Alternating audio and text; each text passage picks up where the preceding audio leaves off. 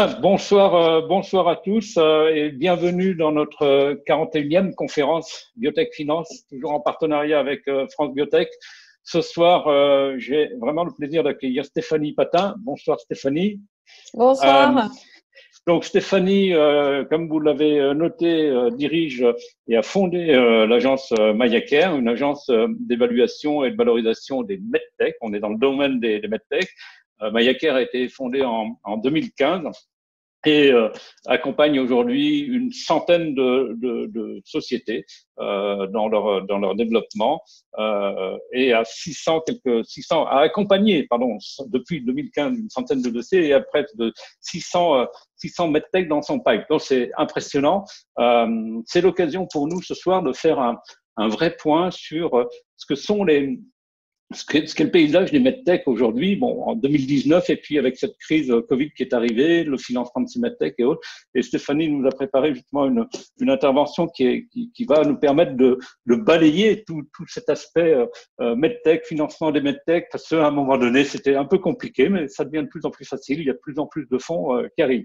Stéphanie, merci encore d'être avec nous ce soir. Et puis, on va peut-être commencer par faire un paysage des medtech, comment ça se passe aujourd'hui, comment ça s'est passé en 2019, quelles sont les tendances de fond et les tendances lourdes. Ok. Avec plaisir pour parler d'une passion qui est présente depuis 20 ans. Donc, comment ça se passe aujourd'hui? Quelle est la situation du secteur des medtech? On va parler de l'Europe en premier. Oui. Alors, depuis 2018, il y a quand même des nouveaux entrants avec une quarantaine de nouveaux financeurs qui ont financé beaucoup la digitalisation après une troisième phase de vagues d'offres de solutions qui se sont digitalisées, qui se sont numérisées. Depuis le Covid, on a des nouveaux entrants en production et distribution qui ne sont pas du tout classiques, comme on a vu le groupe Luxe LVMH qui a fabriqué et fourni à Leclerc en grande quantité des gels hydroalcooliques, des masques, sur 3 des sites de production français dédiés ordinairement au parfum. Donc, ça, c'est quand même une grosse nouveauté dans le secteur de MedTech, de voir arriver ces industriels-là, qui ne sont pas du tout dans le secteur habituellement. Ce qu'on a pu voir aussi, c'est que le diagnostic a été beaucoup plus mis en avant. Alors, les DM qui font du diagnostic, il faut savoir que c'est ceux qui ont un accès au marché beaucoup plus long, pour qui c'est beaucoup plus capitalistique. Et pour arriver au marché, c'est quand même avec des phases plus fortes qu'un DM non diagnostique. Et ces sociétés, elles ont du mal à se faire financer. Et là, elles sont revenues en avant avec du diagnostic. Et elles apparaissent un petit peu plus comme du dispositif essentiel pour faire le diagnostic grâce au Covid.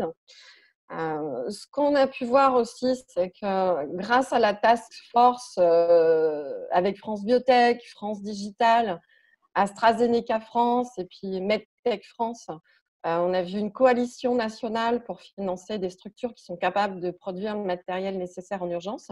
Et ça s'élargit à l'urgence sanitaire dans les services, pour des services aux patients atteints de maladies chroniques. Donc, ce n'est pas uniquement le Covid qui a bénéficié justement de cet événement sanitaire, hein, parce que je n'ai pas envie de parler de crise sanitaire.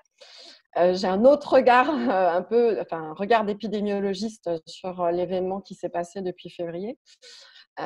Et donc, tout ce qui est test, diagnostic, application, soutien psychologie, masque, à travers cette task force, s'est regroupé sur des appels à projets, de partenariats privés, publics. Ils se sont mobilisés.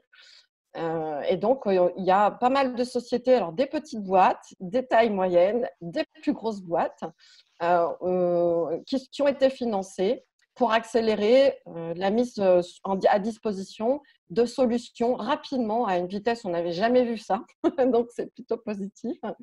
Les réseaux se sont organisés à une vitesse foudroyante, comme j'ai jamais vu ça. Même la partie recherche, même si une partie de la recherche a été stoppée, de la recherche appliquée pure pour finaliser certains dispositifs ont été accélérés. Il y a des laboratoires qui ont réussi à s'adapter aux conditions sanitaires renforcées. Voilà. Donc, toutes les R&D n'ont pas été stoppées, contrairement à ce qu'on a pu lire dans les médias généralistes. On a vu donc Ambulis et Domicalis avec Vilvato Santé qui ont été soutenus par le laboratoire Lilly et Roche. Pour vous citer d'autres comme Curetti, la plateforme de télésurveillance pensée pour un patient à domicile pour améliorer la qualité de vie et optimiser les interventions médicales, se coordonner entre elles. Voilà. Je peux en citer pas mal, hein, mais sur la task force qui s'est mise en route, on a vu plus de 150 sociétés en Europe se mettre en ordre de marche, très clairement, réagir très vite, créer des partenariats, je pense des partenariats de co-développement et de financement très agiles. Donc, on a eu une réaction qui a créé une nouvelle dynamique.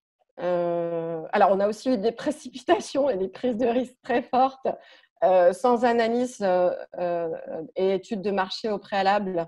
Donc, il y a des business models qui se sont remis en question, qui ont prouvé une agilité, mais qui n'ont pas regardé s'il y avait vraiment une valeur ajoutée de construire certains dispositifs médicaux, notamment au niveau de la surveillance et de monitoring respiratoire, qui sont en train d'en payer les conséquences. Voilà. Donc, la gestion rapide d'un besoin sanitaire aussi fort nécessite quand même aussi, malgré tout, un minimum de recul sur le modèle d'affaires qui doit être en face. Hein. Donc, il y en a qui ont évité ça, mais il faut quand même un minimum se poser et puis se poser des questions s'il va y avoir un retour sur investissement et si on ne prend pas les décisions de construire des nouveaux dispositifs ou adapter ce que l'on a déjà aujourd'hui à une question sanitaire spécifique. Voilà, donc globalement, il y a eu énormément de mouvements, énormément de regroupements, des rapprochements entre des plus petits, des moyens, des gros, comme jamais ça s'est arrivé. Voilà, donc ce que je peux te dire, c'est qu'il y a vraiment eu beaucoup de dialogue entre les différents acteurs et que je pense que ça a accéléré des développements et des mises sur le marché avec des procédures plus rapides. Dans l'urgence, les gens se sont adaptés avec une prédominance quand même de la digitalisation des offres. Alors, ceux qui sont vraiment très gagnants aujourd'hui à la sortie de cet événement sanitaire, ce sont vraiment les sociétés qui avaient digitalisé leur offre et qui ont offert une agilité très forte à la prise en charge qui a permis une distanciation physique. Sans parler de distanciation sociale, parce que tout le monde a été affamé de liens sociaux et ça s'est très, très bien adapté, je trouve. Les medtech se sont très bien adaptés. Parfait. Alors, il y a un autre point sur lequel vous êtes experte aussi, ce sont les investissements, les investisseurs, les fonds d'investissement. Est-ce que de ce côté-là, comment sont-ils comportés? On avait un Philippe Pouletti qui très récemment nous disait on va créer un trivago des investisseurs pour avoir une notation des bons et des mauvais, ceux qui ont eu un bon comportement, un mauvais comportement. Du côté des medtech, on n'est pas dans un investissement lourd comme on peut l'être dans la biotech, lourd et à long terme, on va dire, mais qu'est-ce qui se passe de ce côté-là? Qu'est-ce qui se passe dans la sphère des investisseurs? Alors, je vais vous parler du monde entier, hein, des investisseurs du monde entier. On a le baromètre EY 2019 pour la France qui annonce une très bonne nouvelle en 2019, qui est couronnée par le fait que la France est passée devant l'Angleterre et l'Allemagne en volume investi par des investisseurs étrangers, avec une augmentation de 20% des flux de volume en capital investissement. Donc, c'est énorme, c'est historique. Hein. C'est la première fois. Voilà. Alors, ça a été un petit peu aidé par le fait qu'il y a eu le Brexit et que l'Angleterre, il faut qu'elle se réorganise pour avoir de nouveau une attractivité des capitaux. Mais elle a quand même eu une baisse de 40% des flux financiers rien qu'en 2019. Donc, on en a bénéficié, très clairement. Et alors, très paradoxalement, malgré qu'il y avait un contexte sur la réglementation européenne qui était en train de se durcir, avec des temps d'études plus longs, plus durs, une validation clinique, préclinique et post-clinique qui se sont allongés, et ben malgré tout, on a continué, on a été attractif, voilà, donc c'était plutôt bien. Ça s'est confirmé parce que on a eu quand même 40 nouveaux financeurs en capital risque qui étaient attendus depuis 2008, avec une nette implication de la part de fonds belges, avec une offre MedTech. Alors, les fonds d'investissement de plus en plus se spécialisent par secteur d'activité. Il y a 15 ans, on avait beaucoup de généralistes, très peu spécialisés dans la santé. Et maintenant, on voit arriver une offre très spécialisée dans les technologies médicales, où on rajoute aussi le digital. Voilà, intelligence artificielle, réalité virtuelle. Ça, c'est les grosses tendances qui arrivent sur le marché des enveloppes de financement en Europe et dans le monde entier. Voilà. Donc, j'ai envie de dire, on confirme une tendance qu'on avait vue en 2018 et au regard des levées de fonds qu'on a pu avoir pendant le confinement et en sortie du confinement, eh ben, c'est plutôt des signaux qui sont évocateurs de cette tendance où on a envie d'investir dans le medtech. Voilà, ça se confirme. Voilà. Bien. Et donc, est-ce qu'il y a aussi ce phénomène des investisseurs chinois qui ont repris bien avant les autres? On en parlait dans une de nos conférences avec une banque d'affaires qui s'appelle Agile Capital et qui notait que les Chinois avaient redémarré, mais très tôt. On parle d'une conférence qu'on a réalisée quasiment début mi-mars, on va dire. Est-ce que ces investisseurs chinois se présentent sur les medtech maintenant? Est-ce qu'ils se présentent en Europe et sur les medtech françaises? C'est celle qui nous intéresse aussi. Oui. Oui, oui. Alors, très clairement, il y en a une dizaine en concomitance avec des Américains qui se sont positionnés sur la medtech digitalisée, la réalité augmentée, la réalité virtuelle, les IA. Alors maintenant, on ne parle plus d'IA dans le vent, on parle d'IA situationnelle. Voilà. Donc, une IA ne peut plus être une IA généraliste, ça doit être une intelligence artificielle qui doit être adaptée à une indication médicale avec un usage spécifique sur des groupes homogènes de patients, sur une situation bien précise. Et c'est là-dessus qu'ils investissent. Alors, il y a aussi la blockchain, mais c'est un petit peu en train de s'éteindre la mode de la blockchain dans le medtech. Alors, là-dessus, je ne sais pas combien de temps ça va durer. Donc, effectivement, il y a des fonds asiatiques, japonais, taïwanais, chinois, qui sont des vrais fonds lead. Alors, on a très peu de capital risqueur en medtech en Europe, même si j'ai dit qu'il y en a quelques-uns en France et puis en Belgique qui se différencient. Ce sont plutôt des suiveurs. Ils cherchent un lead aux USA ou en Chine. Et les Chinois sont en train vraiment de prendre la main sur toutes les innovations, sur les dernières conférences en B2B, sur des plateformes de rencontres investisseurs, porteurs de projets en capital risque et même en capital investissement. Ils sont ultra présents, omniprésents. Voilà, ils prennent des rendez-vous. Donc, ils se positionnent très clairement. Alors, c'est un peu logique parce qu'ils sont sortis d'événements sanitaires bien plus tôt que nous. Donc, la confiance est revenue beaucoup plus tôt chez eux que chez nous parce que nous, on est en fin de phase. Donc, c'est normal, c'est logique. C'est tout à fait logique. Alors, on a vu aussi plus globalement un regain sur la place boursière européenne. Les marchés financiers sur la place boursière n'ont pas du tout été effrayés par le Covid-19. Alors, sur une enquête de l'AMF, de l'autorité des marchés financiers, on a un comportement extrêmement particulier. On a quand même plus de 580 nouveaux actionnaires qui sont venus en 6 semaines, entre février et fin mars, et ça s'est confirmé en avril.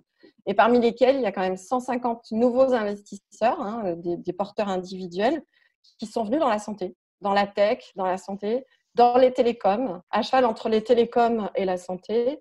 Et on voit que la valeur santé n'est plus perçue comme une charge, mais plutôt un investissement. Donc ça, c'est plutôt une bonne nouvelle.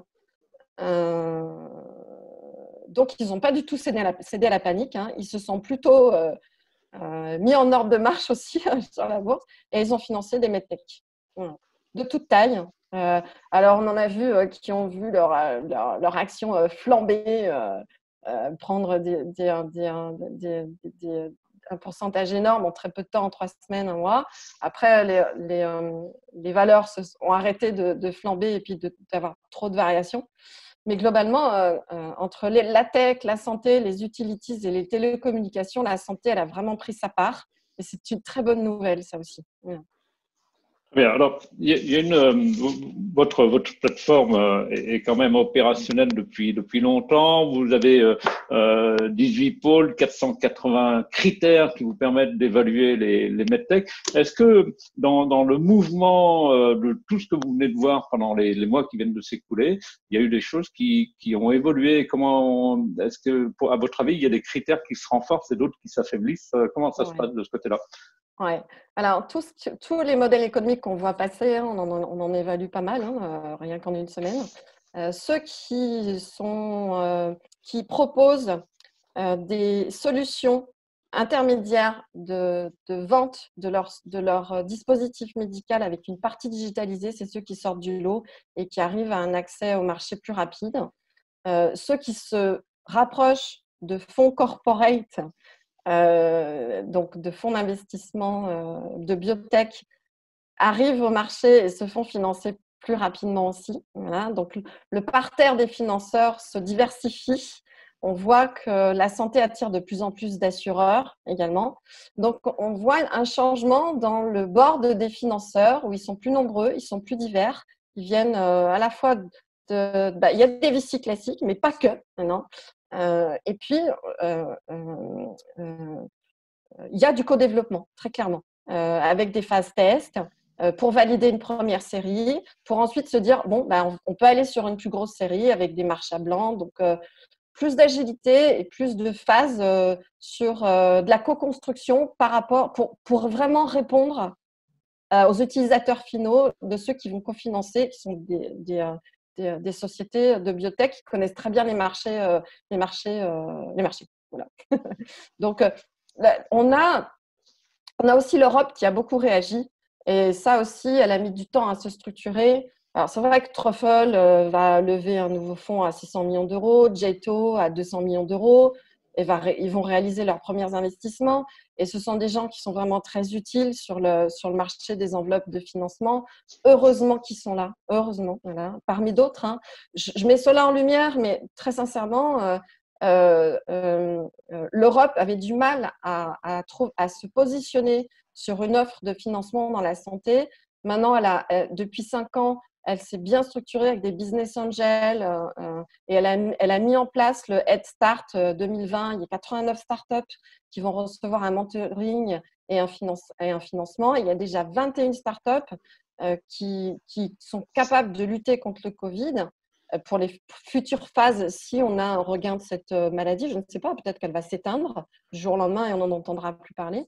Donc l'Europe, c'est vraiment structuré, pas uniquement pour financer la phase d'amorçage où on a un seed, entre le seed et la première levée de fonds de série A, mais pour des financements plus avancés des medtech. Et ça, c'est une bonne nouvelle aussi parce qu'il y a une meilleure connaissance de la medtech, des phases de développement, des business models, des moments où elles commencent à générer du chiffre d'affaires, à quel moment elles vont avoir une capacité d'autofinancement. Donc, il y a une meilleure connaissance des business models parce que je pense que depuis bien 8 ans maintenant, 8 ans, si je calcule bien dans le temps, moi, ça fait depuis 2008 que je suis dans le capital risque en medtech. Depuis 8 ans, on ne confond plus les modèles économiques pharma avec les modèles économiques medtech. Et ça, c'est une très bonne nouvelle. Voilà. Enfin, il y a de la finesse. Donc, ça s'améliore. Voilà. Au niveau de connaissance du secteur medtech, en Europe, ça s'améliore énormément. Oui, et parfois on a reproché au medtech toujours ce même modèle, c'est on crée une medtech pour aller se vendre à Medtronic. Et il n'y avait pas forcément beaucoup de Medtronic pour acheter les medtech, ça c'est terminé. Il y a beaucoup plus d'acteurs qui sont capables, d'acteurs industriels qui interviennent maintenant. C'est votre jugement aussi? Très clairement, il y a plus d'offreurs d'enveloppes de financement sur des enveloppes plus grosses.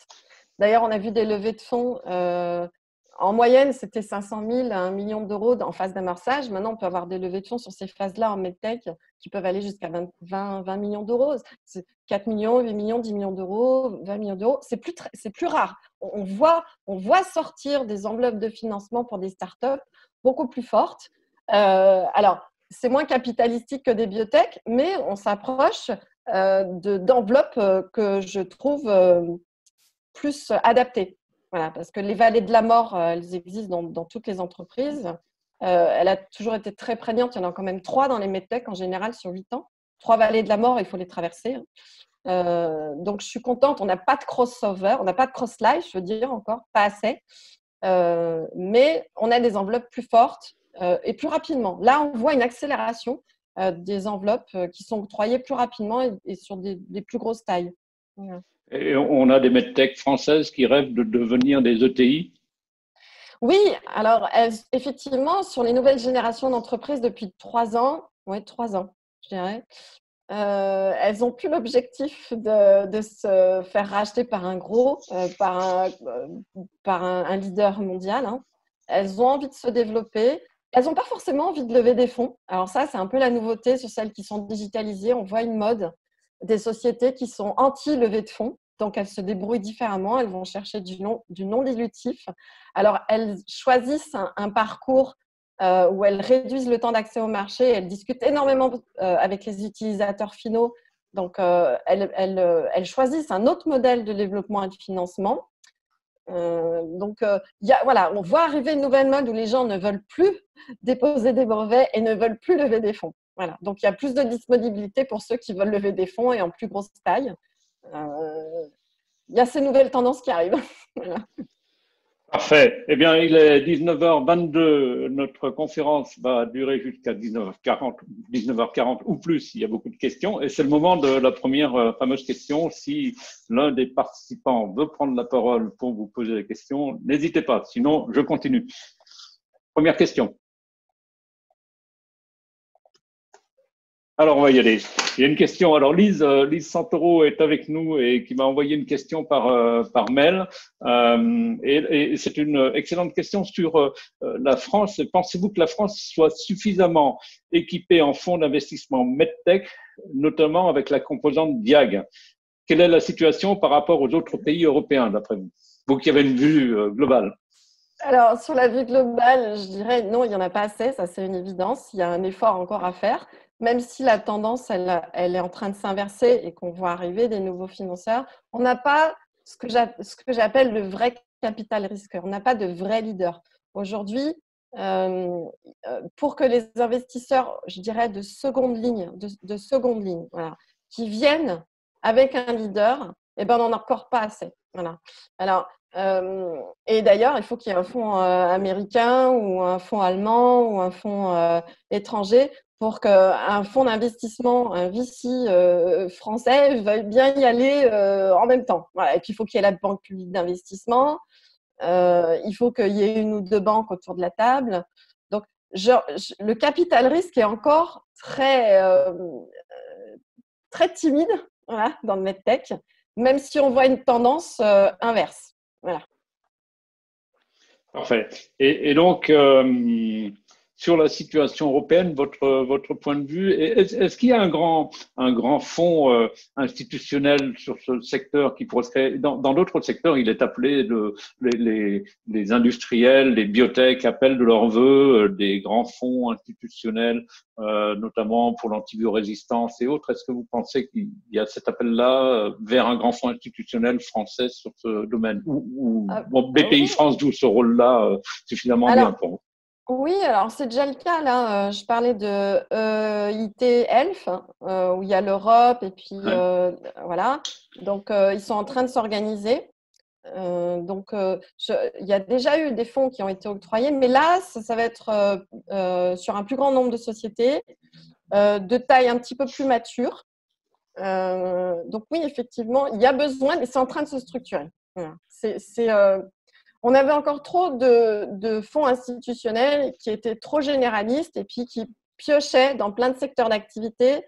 Mais là, maintenant, on a justement, avec ce fonds-là institutionnel, on a vraiment un fléchage sur la santé et les medtech sont très présents, voilà, dans les choix de ce fonds-là.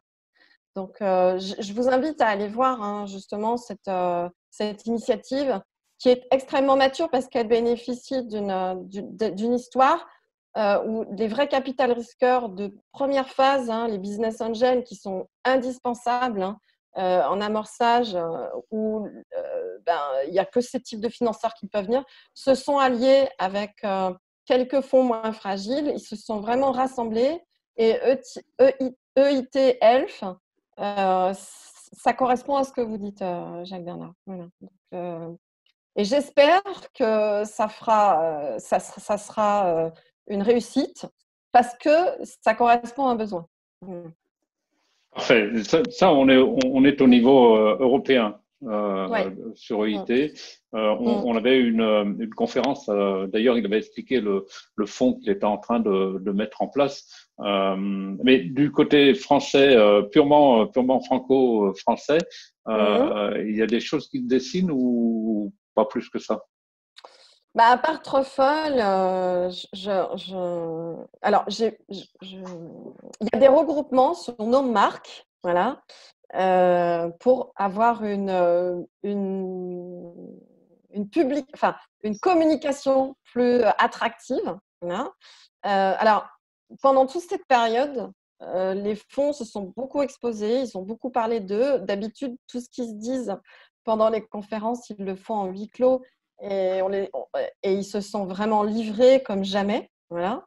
Donc, il y a une communication qui a changé de la part des VC, de la part des financeurs en capital risque et en capital investissement, comme jamais ça s'est passé. Voilà. Donc, ils communiquent de manière peut-être moins traditionnaliste.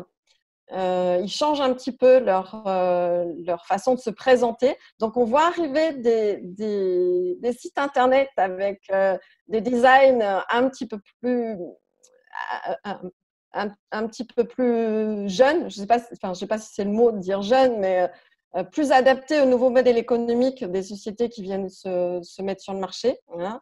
Parce que la digitalisation a fait beaucoup bouger l'ensemble des secteurs. Donc, cette jeunesse de la digitalisation est en train aussi de contaminer la vision des fonds d'investissement. À part ce que je vous ai dit, là, je n'en vois pas d'autres. Alors, ça peut émerger, hein, mais ce que je vois et ce qui serait vraiment essentiel en France et même en Europe, c'est que on fasse appel à l'épargne pour financer l'innovation. Parce que là, pour le coup, on a des flux, des capitaux, on ne sait plus quoi en faire. Hein. Enfin, si, on sait quoi en faire, mais il faudrait une décision politique forte. Et là, il y a vraiment de quoi financer pendant 5 ans, 10 ans, 15 ans, si on veut. Hein. Voilà. Mais il faut une décision politique. Donc, il y a la disponibilité. Je pense qu'il faut construire l'infrastructure juridique en face. Alors, moi, j'ai bon espoir parce que, quand même, le gouvernement actuel a beaucoup mis en avant la santé globale. Et peut-être que ça lui viendra à l'esprit, je l'espère. Voilà. Bien. Alors, je fais toujours le comparatif, même s'il est un peu osé, entre biotech et medtech. Les biotech se plaignent du fait qu'il n'y a pas une vraie filière industrielle biotech et que ça prend trop de temps. Est-ce qu'il peut y avoir plus rapidement une vraie filière industrielle medtech en France? Est-ce que ça peut aller plus vite? Alors, c'est pas évident de répondre à cette question-là. Les biotech rachètent beaucoup de medtech en France.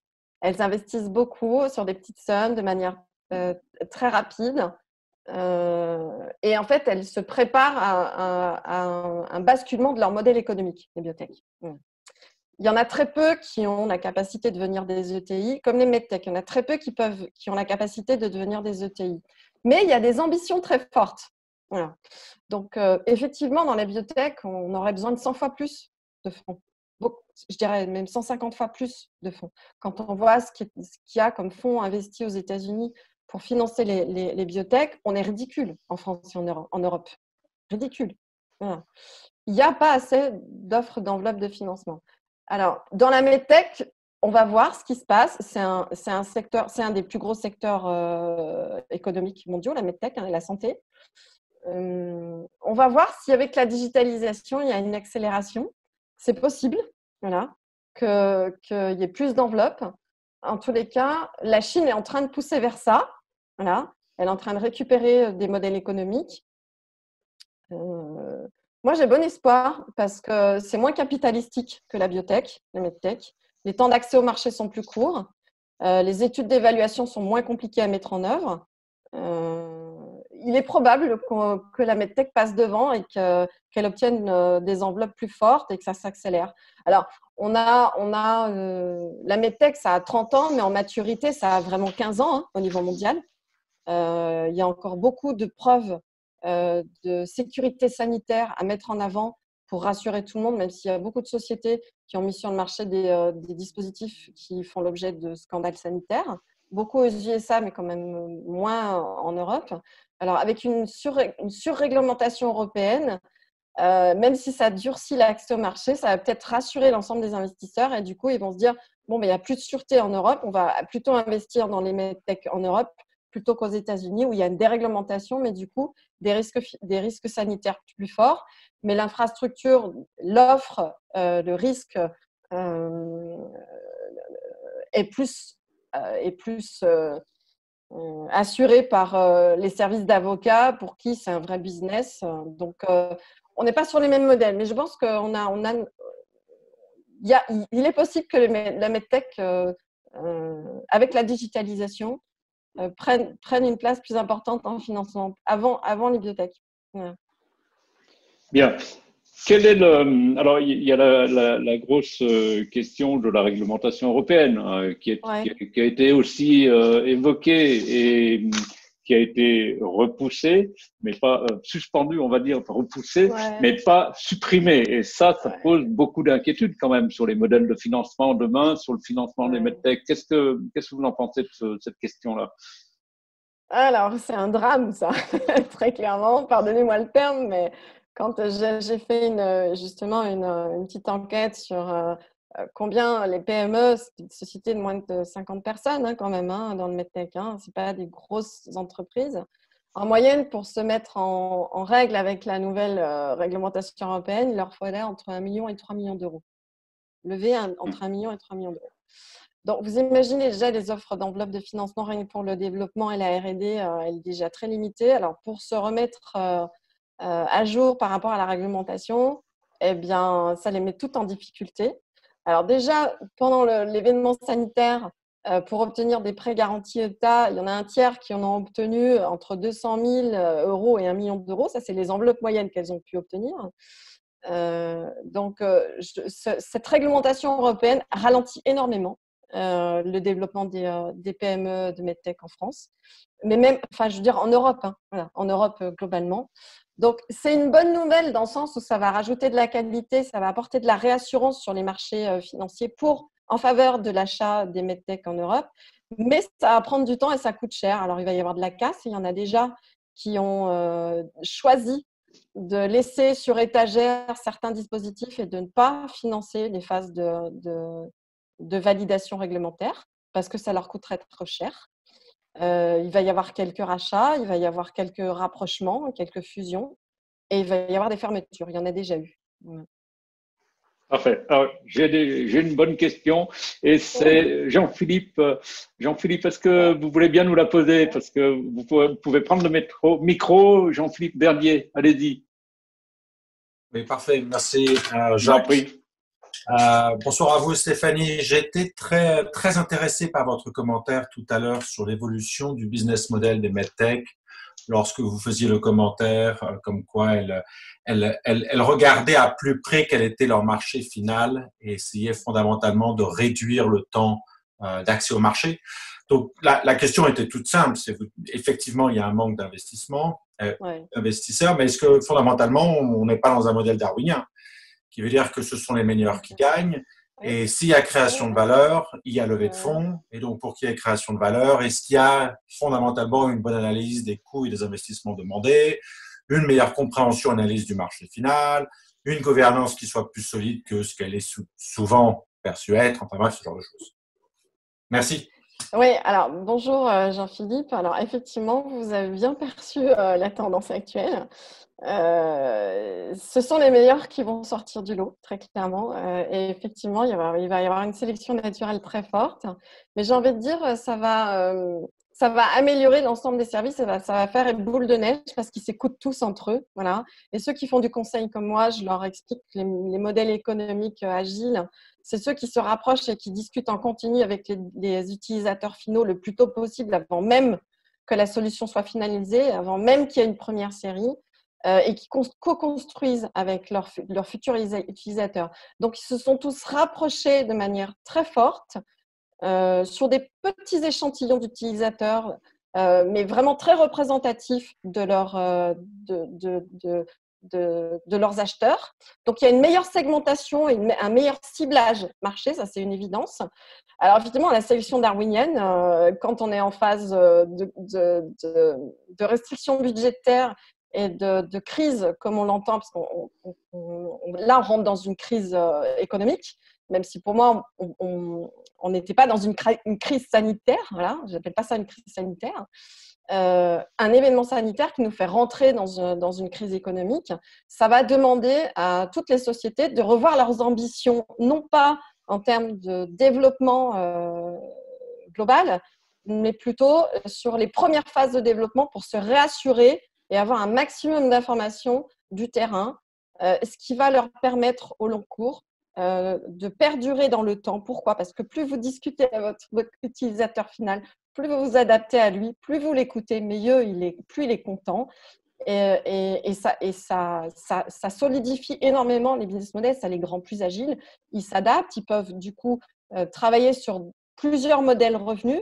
Et là, c'est ce qui se passe très clairement. Ce qu'on voit arriver depuis 3 ans, ce sont des sociétés qui proposent le soft, le hard, qui proposent du service digital, qui ont 4-5 modèles revenus. Alors qu'il y a 5 ans, un fabricant de medtech, il pensait à 1 ou 2 modèles revenus. Et là, ils ouvrent leur chakra et ils sont capables de vendre simplement le soft, par exemple. Vous voyez? Ils se disent à qui pourrait bénéficier mon outil pur digital, autre que à ma cible et mon segment de marché initial. Donc, ils ouvrent énormément le champ des possibles. Et ça, c'est une très bonne nouvelle aussi, parce que ça crée beaucoup de valeur. Et ils comprennent ce que c'est que la valeur, les actifs. Il y a une éducation sur la partie financière qui est beaucoup plus élevée chez les medtech. Alors, ils sont plus accompagnés par des incubateurs, par des accélérateurs qui leur apportent du mentoring. Et donc, ils sont beaucoup plus formés à ce que c'est que le financier et sur les différentes phases avant d'arriver à une capacité d'autofinancement. Et je trouve que ce darwinisme est plutôt bénéfique. Voilà. Parce qu'en plus, elles s'écoutent entre elles se connaissent très bien, elles discutent, c'est une petite communauté. Il y a une énorme entraide. Il n'y a pas d'association, il y a de plus en plus de réseaux non officiels qui discutent entre eux, qui s'entraident, qui font des soirées, qui font des WhatsApp pour discuter justement des difficultés et des écueils qu'elles rencontrent. Et ce partage informel apporte beaucoup de choses à la communauté des medtech. Même si elles ne sont pas toutes dans des associations rassemblées, elles aiment l'informel et l'informel les aide beaucoup. J'espère que j'ai répondu à vos questions, Jean-Philippe. Merci beaucoup. Merci pour cette question, Jean-Philippe. Oui, j'avais envie de vous faire compléter le profil type de la success story et ce qui fragilise les modèles. Finalement, on est dans ce profil-là. Des personnes qui ne parlent pas assez, finalement qui ne communiquent pas assez, et puis qui sont égocentrés et qui n'arrivent pas à s'ouvrir le marché, à avoir d'être assez proches du patient, finalement, qui est un frein, qui peut être un frein. Oui. Alors, tous les modèles qui sortent d'une idée sans une réalité terrain, c'est celles qui échouent. Voilà. Et celles qui échouent, c'est celles qui ne prennent pas en compte cette vision holistique de l'ensemble des acteurs autour de la prise en charge globale. Donc, si vous vous adressez juste aux cliniciens, maintenant, c'est insuffisant. Si vous vous adressez uniquement aux prescripteurs, c'est insuffisant. Il faut voir tout l'écosystème qui est autour de la prise en charge parce que maintenant, tout le monde interagit. Il y a les aidants, les soignants, les paramédicaux, les associations. Si vous en oubliez un, alors je ne dis pas que c'est la formule magique, mais c'est quand même la tendance générale. Communiquer, c'est vraiment la clé de la réussite de certaines medtech qui aujourd'hui sont en train de scaler. Voilà. Est-ce qu'il faut avoir un spécialiste de l'article 51 dans sa medtech pour s'en sortir, pour les parcours de... Je sais pas. Je crois qu'il faut aller… Comment dire En fait, ce qui est très important, c'est de s'entourer un maximum, pas juste de son expert comptable, de son expert financier, de quelqu'un qui va faire le web, de quelqu'un qui va sécuriser vos données, mais avoir un board de comité stratégique le plus large possible sur toutes les dimensions. Voilà. Et effectivement, celle qui communique le plus avec un plus large comité stratégique ou pluridisciplinaire, voilà, elles s'en sortent mieux parce qu'elles ont un retour terrain pluridisciplinaire. Et du coup, elles arrivent à faire la synthèse et de se dire, OK, maintenant, j'ai une vision holistique sur l'ensemble des dimensions, des acteurs primordiaux pour que ça accède et que ça accroche, sans oublier personne. Et du coup, ça se fait plus rapidement. Moins on oublie d'acteurs, mieux c'est. Voilà. Mais la clé, c'est vraiment la communication. Pas que la communication, mais le dialogue. Parce qu'on peut communiquer, c'est une chose, mais le dialogue, c'est le partage. C'est la mise en commun, c'est le chemin commun. Donc, c'est communication et dialogue. Parfait. Il est 19h42. On a le temps d'une dernière petite question de la salle qui souhaite poser la dernière question. La première, c'est difficile, mais la dernière, ça ne doit pas l'être. Bon, alors je continue pour poser la dernière question. Finalement, moi, ce qui m'intéresse, c'est les financiers dans ce domaine. Ils doivent, comment leur profil doit être à multiples facettes, ce qui n'est pas simple en fait, puisqu'ils doivent analyser un tas de paramètres. On a des financiers qui sont hyper spécialisés, qui silotent, qui sont dans des silos sur tel et tel domaine. Comment ça va se désiloter tout ça? Comment ça va se déconfiner? Parce qu'ils sont confinés, chacun dans leur coin. Non, mais c'est en train de ça se désilote, comme vous dites. Voilà. Pourquoi? Parce que c'est pareil, le capital risque, ça a 25 ans. 25 ans. C'est jeune par rapport à d'autres marchés. Voilà. Sur de la structuration de fonds, plusieurs tailles de fonds, il y a une connaissance maintenant de la part des investisseurs sur plein de secteurs d'activité qui est quand même bonne. Donc, si je compare à 2008, par exemple, c'est vraiment mon point de repère. Hein, 2008, par histoire, hein, sur un gros projet d'investissement à hauteur de 500 millions d'euros, ce qui n'est quand même pas neutre. Hein, je trouve qu'ils sont plus informés, ils sont plus ouverts. Ce sont des gens très fins. Voilà. Ils ont une capacité de remise en question très forte. Ils sont extrêmement intuitifs. Et ils dialoguent entre eux beaucoup plus qu'en 2008. Voilà. Donc, ils sont capables de s'ouvrir à multi-secteurs. Ils prennent les risques de s'ouvrir à multi-secteurs, même s'ils ne sont pas spécialisés dedans. Et ils lissent le risque. Voilà. Donc, et c'est quand même pas mal. Donc, on est dans une maturité de l'analyse du capital risque, hein, je trouve, hein, très clairement. Donc, et d'ailleurs, je pense que c'est pour ça qu'on voit arriver des fonds d'investissement spécialisés santé, blockchain, numérique, alors que jusque-là, avant ça, on avait plutôt des fonds d'investissement industriels qui n'étaient pas dans la tech et qui ont eu du mal à s'adapter. Mais là, on a une maturité, on a une diversification, une spécialisation et une catégorisation des fonds d'investissement. D'accord. Et est-ce qu'on a le dernier point, des syndicats d'investisseurs agiles qui mélange justement ces différentes compétences. Il y a un fonds qui soit plutôt e-santé, avec un fonds qui soit plutôt medtech pur et dur. Enfin, voilà. Est-ce que ça commence à… Aux USA. Aux USA, on voit ça. Voilà. Moi, je ne vois pas en Europe, à part que ce soit un fonds plutôt donc institutionnel. Alors, il y a quelques… Alors, non, quand même, je mesure mon propos. Il y a des family office qui s'organisent comme ça. Elles sont très discrètes. Alors, elles investissent, comme vous dites, sur des petites sommes. Elles font leur bonhomme de chemin. Elles se rassurent. Elles lissent le risque. Elles sont très performantes, les family office. Et elles concurrencent les fonds américains, je trouve, sur cette approche-là. Voilà. Parfait. Donc, vive les family office, hein, très clairement. Hein, dans le capital risque, elles font la différence. Hein. Bien, Stéphanie, merci d'avoir répondu à toutes ces questions. Il est 19h46. Merci à tous ceux qui ont participé à cette conférence ce soir sur les medtech. Alors, juste un petit point avant de nous quitter. Demain, nous avons Christine Guillen, qui est la directrice générale d'Elzalis Biotech, qui s'est vendue à un groupe pharma italien. Elzalis, c'est une histoire assez formidable dans la biotech. C'est une société qui a failli, qui est allée jusqu'aux portes de la bourse, qui a dû se retirer au dernier moment.